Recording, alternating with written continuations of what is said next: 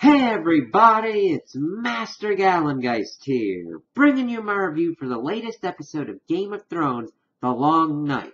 And it worked out pretty much how I thought it was, that this was the conclusion of the White Walkers' whole arc on the show. And this is like the biggest battle scene and everything like that, and the issue with it is that it's too dark on most parts of it. I had a hard time telling what was going on and who or what was in danger or dead. Now that's mainly when the battle scenes were outside and everything. Other than that, once it kind of got inside, it got a little bit better. But still, this mainly will come down to getting to major kind of battle beats and some kind of issues that I had with how certain things were executed. Not really problems with who or what was kind of involved, but how certain things happened. So mainly we're seeing the whole gear up for everything. We know the Army of the Dead's there, though it's kind of course, very difficult to see any kind of thing going on. We're pretty much seeing the Dothraki out there, the Unsullied. We're seeing everybody arrayed in their battle formations. We see Sam going out into the front to fight with his dragon glass weapons. We see that Melisandre shows back up at the pivotal point because this is the end game for her. This is what she's been building to her whole life. The Long Night, the battle between the living and the dead. And she pops up and she's let in. Ser Davos kind of sees her and is like, I'll kill that bitch. But she's like, don't worry, Ser Davos, I'll be dead by the morning. He's like, okay. So we see everybody pretty much battle ready. We see that Melisandre decides to use her magic to light up all of the Dothraki Horde swords at once, which was pretty fucking cool. And we see that Ghost is riding with Ser Jorah Mormont.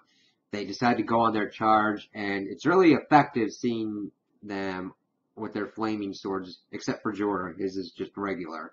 And going out there and then just seeing him disappear as they were pretty much all taken out. We see bits and pieces of them coming back. We don't see Ghost come back throughout this episode. But we see Ser Jorah comes back, and then the battle really starts to begin in earnest. And since it's so dark, it's really kind of difficult to see what the hell is going on during these parts. Now, that could also be what goes on with the TV that we've got, but I think it's like both. They were very adamant on using natural light and, in this case, the absence of it, but the thing is, you could say you got the biggest battle scene whatsoever. If I can't see what's going on, I'm not really in there or enjoying it. So I think there could have been some kind of compromise here. I might have had to adjust certain TV settings, but when you're in the middle of trying to watch like one of the biggest episodes to end out what's going on at Winterfell, you kind of want to minimize the chances, so sometimes you like go up and try and look at the TV and see what the hell's going on. But we see Jaime and Brienne fighting, and we see Podrick fighting, and Gendry, and the Hound, and everybody kind of going around their own things. We got, of course, Beric with his flaming sword, and we see that Sam is getting in trouble, and then Dolorous Edd saves him, but at the cost of his own life. And it's like, ah, shit, that sucks. That's one of the big deaths that we got in this episode. We get other named deaths, but they're not, like, really big. So their forces are pretty much overrun by the undead. We see the Grey Worm organizes the Unsullied to pretty much getting everybody to fall back into Winterfell. Lyanna Mormont is helping with that kind of rationale, going through and like getting everybody to go their ways, and they're calling for the trench to be lit. And at this point, we had the dragons doing pass-bys and using their dragon fire to great effect against the Army of the Dead. Then Jon tried to go and target the White Walkers who were kind of sitting off on the sidelines. There aren't many of the White Walkers controlling the army, so it's like, okay, take out a couple of them, you start decimating their army. But of course, since they have the power of like ice and all that, giant icy winds come and obscure everything, and it's like, oh shit, can't see what's going on. And of course, they can't light the trench, so Melisandre goes out there, does her magic hoodoo, and that goes into effect. It's like, okay, shit.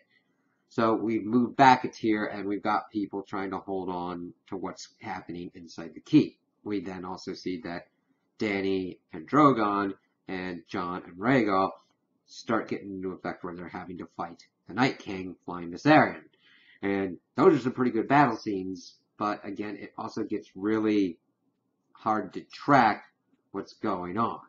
So we've got all these things going on at once. The army units start pretty much doing World War Z tactics of, well, the Night King makes his army start like tactically sacrificing itself to make barriers to get over the fire. They do, and they start doing their World War Z impression and frickin' piling themselves up to get up top, and they just start overrunning Winterfell. People are getting hammered left and right. We see an undead giant break into the gates of Winterfell and take and crush Lyanna Mormont in its hand, but at the same time she's able to stab it in the eye and kill it as well. So she went out like a boss.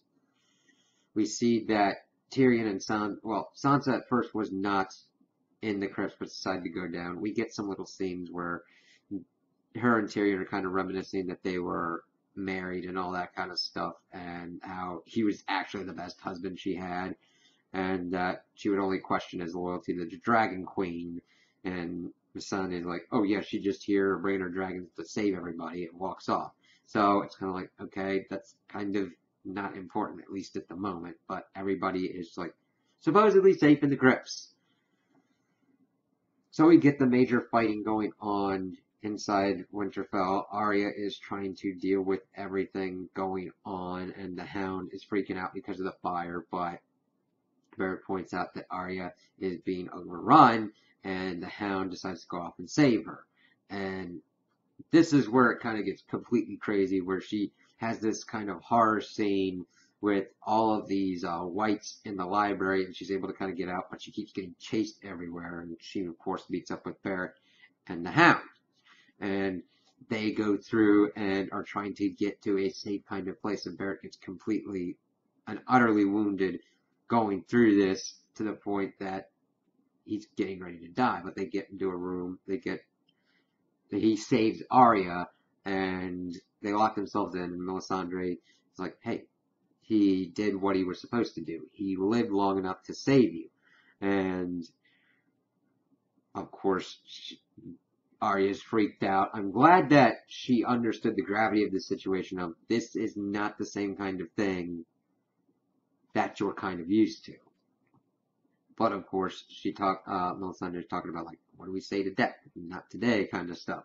Bringing up the whole thing of how she said she saw that she would close a lot of blue eyes, green eyes, and brown eyes, and these guys all have blue eyes. So she's like, alright, here we go. I'm going to go for it. And at this point, we've also seen that Theon and his group have been effectively shielding Bran from the whites that have been coming in, but it gets really bad and that Theon starts to be the only one left.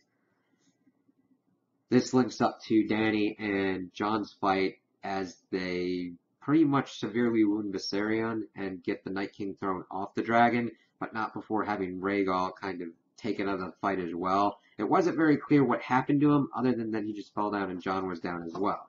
Dany, of course, unleashes Drogon's fire on the Night King, and it has no effect on him whatsoever, and he almost tosses a spear at them, but Dany's able to fly off. We then see that Jon is trying his hardest to run after him, but as he gets towards the Night King, he uses his powers to raise the newly killed, and we see that, of course, Ed gets back up, Lyanna gets back up, Sam and the rest are still kind of alive at the moment, and even the ones in the crypts. It's like, I could see how the crypts one has a problem with it, because it's effective horror vehicle to have everybody in there like, oh god, and nobody in the crypts really gets killed. I mean, there's still tension there, but nothing really big happens there. really kind of strange because in the books it's more alluded that the crypts have wardings similar to what Bran the Builder put into the ice wall. And since there hasn't been any magic down there to kind of mess with the warding, it's kind of strange that the Night King is able to raise the dead like he was able to do. I understand why you would do it because it's a scarier, more effective way to pretty much pose him as a threat. That no place is safe in Winterfell when the Night King is involved. But I can see why that. I understand the choice that they made in the show, but it's also like there's also the lore that was provided in the book. It's kind of weird. I don't hate the decision. I just wish they went a little bit further in the decision and having it have like consequences of somebody big dying down there or whatnot. We're then shifting and we're seeing that all Bedlam is breaking through and most of our main people are still alive. Dany kind of goes down on the ground and Drogon kind of gets swarmed with whites and he takes off leaving Dany on the ground and to be defended to the death by Ser Jorah Mormont as he's dealing with everything and just keeps getting wounded and really protecting Dany. And it's the best way for him to go out. His death felt the most thematically resonant with his character and what was going on at the time. He has done all these things for Daenerys, and dying protecting her is a fitting send-off for him. I like the execution that happened with that. We see that the Night King and the rest of his White Walker brethren are walking to get and kill Bran. And, of course, the whites around the Godswood just stop, and we see that Theon is the only one left. When Bran, they kind of look at each other. Bran says that you're a good man, Theon, and thank you. And then Theon begins a charge to try and kill the Night King and fails. And he has the other big death. And that was another nice thematic death in this arc. That was done justice for Theon. I really liked that one because he was home. Him and Bran were talking about everything. He was apologizing, but he's like, hey, you came home. And Winterfell was home for him. So he concluded his redemption arc very well. Now, we see that the Night King is advancing upon Bran. And this is where it gets messy execution-wise. I do not have a problem with the content of what occurred. I just have an issue of how it's kind of executed. Because we see that the Night King is a badass pretty much, and he's working his way towards Bran, and then we see it's a long kind of slow shot, and we see that one of the White Walkers has his hair kind of blown, and the Night King's getting ready to try and kill Bran, but then Arya jumps out of nowhere, and of course the Night King grabs her and stops the cat's paw dagger that she's trying to stab at him, but then she drops it, grabs it with her other hand, and stabs him in the abdomen, and of course it kills him, it kills all the rest of the White Walkers, and ends all the whites. Now that I don't have a problem with, where killing the head necromancer takes out the rest of everything. We see that Jon is saved because he's been trying to get into the Godswood, and has to deal with an undead, fucked up Viserion, and he's about to get kind of like eaten or blown up, and of course that goes down, but the rest of the White Army goes down, and it's like, okay, cool. My issue is how Arya is able to launch herself at that angle. I'm like, what? And like none of the White Walkers or any of the other whites went to kind of stop her. I mean, I'm not arguing with the issue that she has the combat abilities and everything to execute this. I'm just more like, it kind of would have made more sense if somehow during the battle she had somehow gotten up into the Godswood tree and then dropped down to try and do something. It's just trying to figure out how and where she did it just was like, what execution-wise style? I almost would have found it better if she had, like, at some point in the battle, was like crawling on the ground and kind of took the face off of a white or something and was like going down on the ground and then like uh cut one of his legs and then like stabbed him or something. There's a lot of different ways it could have happened. It's just they could have done it better because it leaves more questions of like, how did she get that high at that angle and get past everything? I don't know. I like how they thematically did it with the cat's paw dagger was used to defend Bran's life, since that was the thing that was going to be used to kill him earlier in the series. And also using the same move that Arya did on Brienne worked pretty well. And of course the whites and everything being taken out by that one thing, and Arya doing it, I don't have a problem with. It's just how she got there could have been done better in my opinion. And then of course we've got the fallout. Everybody in the crypt kind of like comes out. We kind of take stock of our dead. We see that Melisandre is walking out of Winterfell, takes off her magic amulet, and ages and dies because this was the end game goal for her, the end of the long night and these creatures, and she's fulfilled her purpose and can die peacefully. And that's where we've ended out. So I like how this ended. I just wish certain executions had been done better. Definitely the lighting. I mean, it's pretty crazy that we got this giant battle scene and Avengers Endgame in the same weekend, and holy shit, that's draining as all hell. But when you're going, okay, these are two giant climactic things, and I'm like, okay, I could see stuff going on better in Avengers Endgame, and the lighting in here. Granted, I understand battling is chaotic, but if you've got certain characters and you kind of want to focus on them and give them their kind of moments to shine, it's kind of hard to do that. Now, Daeon got his moment to shine, Jorah got his moment to shine, Ed got his moment to shine, and Arya got her moment to shine.